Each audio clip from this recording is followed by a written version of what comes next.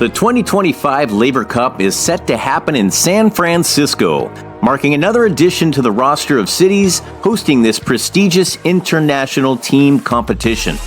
Previous editions have been held in various cities, including Prague, Chicago, Geneva, Boston, London, Vancouver, and Berlin later this year in September of 2024.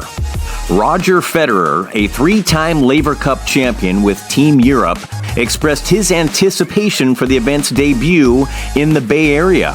He highlighted how the tournament uniquely brings together top players as teammates, setting aside their individual rivalries to support each other courtside. Scheduled from September 19th through the 21st, the 2025 edition will be held at the Chase Center, the home of the NBA's Golden State Warriors. The competition format awards points differently across the 3 days, with matches increasing in value from 1 point on the first day to 3 points on the final day. No team can secure victory before the third day of play. While Team Europe dominated the initial editions, Team World has claimed the title in the past two competitions. Federer, who is also a fan of the NBA, noted the excitement among tennis players to showcase their skills in one of the world's most remarkable arenas, the home of the Warriors. Roger Federer experienced his inaugural visit to San Francisco under sunny skies, admiring the breathtaking view of the Bay and the Oakland Hills from the top floor of the Chase Center. The selection of San Francisco as the host city for the 2025 Laver Cup, an event conceptualized by Federer himself, felt like the perfect choice. However, there was a slight disappointment for the tennis legend as he realized that the superstar of the Chase Center, Stephen Curry, wasn't going to be able to play in the game he was attending due to an ankle injury sustained against Chicago the previous night. That didn't prevent Federer from visiting the Warriors at their team practice. Federer even got to shoot some hoops with the Dubs and exchange hugs from the players in a friendly meetup between all the champions. Fed was honored to attend practice, and in turn the Warriors were very excited to hang with a legend like Roger. Federer received a warm reception from the Bay Area crowd at the Chase Center as all the fans cheered and clapped when his face was shown on the big screen inside the arena. Federer's trip to San Francisco wasn't solely for basketball, though. He was also there to make the announcement that the Laver Cup would take place at the Chase Center in September 2025, joining a lineup of prestigious events scheduled for the venue next year, including the NBA All-Star Game, the NCAA Men's Basketball West Regional, and the inaugural season of a new WNBA team. The Laver Cup was inspired by golf's Ryder Cup, which features Team Europe against Team World.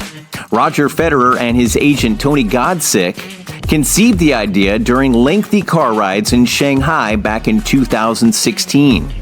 Their vision was to pay homage to the sport's history, inspire future generations, and foster a sense of team camaraderie in a sport where individuality typically prevails.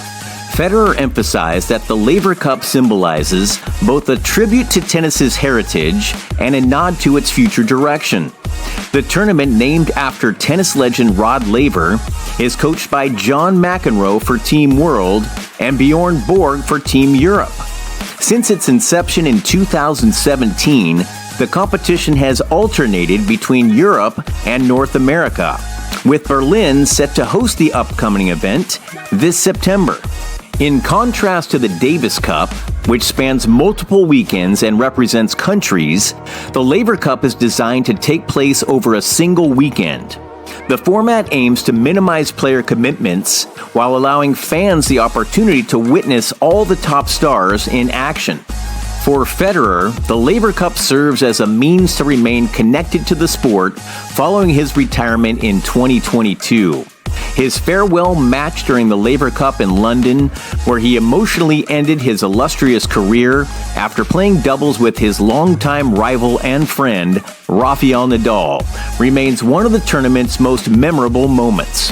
"I have 4 children and life's busy enough," Federer said, referring to his 14-year-old twin daughters and his 9-year-old twin sons. "But I'm not going to be a stranger to the game. I'd like to be involved. I'd like to be around. Tennis has been my love. Besides family and friends, it's been my other family." Despite concerns about the potential gap in men's tennis following the retirement of Federer and the imminent departure of Nadal, 2 of the sport's most beloved players, there is a continual emergence of new talent. Federer believes that the Laver Cup serves as a platform to integrate different generations of players, providing an opportunity for them to compete in front of large audiences in prestigious venues. "For younger guys, it can give the feeling of a Grand Slam final," he said. "If you can play in front of Laver, McEnroe, Borg, Rafa, Roger, and Novak while playing for something bigger than yourself, it's a great experience and a springboard." Could Federer envision coaching Team Europe? "I see myself doing that one day," he said. "Maybe it involves that Rafa and I will do it together. I would be super flexible. But that's not for now. After Borg and McEnroe, maybe there would be another generation before my generation would come in."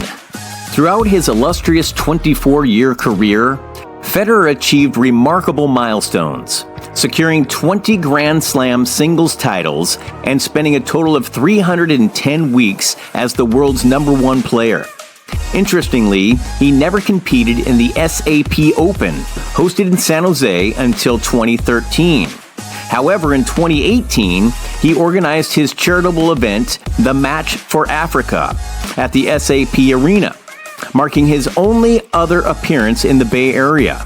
The organizers of the Laver Cup recognized the Bay Area's rich tennis history, despite the current popularity of pickleball causing some congestion on the courts. "This is a real proper tennis community," said Godsick. "You've got this brand new arena in a city where players can come from anywhere non-stop. It's a wonderful location." It was a fitting detour for Federer, a longtime basketball enthusiast. Despite learning that Curry would be sidelined for the game he was in town for, Federer welcomed the opportunity for another conversation with the NBA star. 7 years prior, he visited the team's locker room during a Warriors exhibition game in Shanghai, coinciding with Federer's tournament appearance. This encounter left a lasting impression on Curry, as Coach Steve Kerr later revealed that Federer's presence had provided valuable insights into maintaining peak performance over the years. During the visit, Draymond Green sought Federer's advice on sustaining excellence over 2 decades. Federer, then 36 years old, the same age Curry would reach the following week, attributed his longevity to a deep commitment to his routines, a sentiment Curry himself understands well. In addition, Klay Thompson seized the opportunity to inquire about Federer's ping pong skills during the Shanghai visit. Their interaction extended to a friendly challenge on social media, showcasing their shared competitive spirit beyond their respective sports. "I hear he beats everyone on his team at ping pong," Federer said.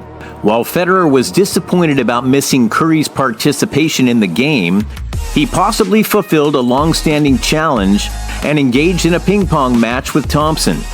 Visits to San Francisco often bring unexpected opportunities and surprises, so anything could happen.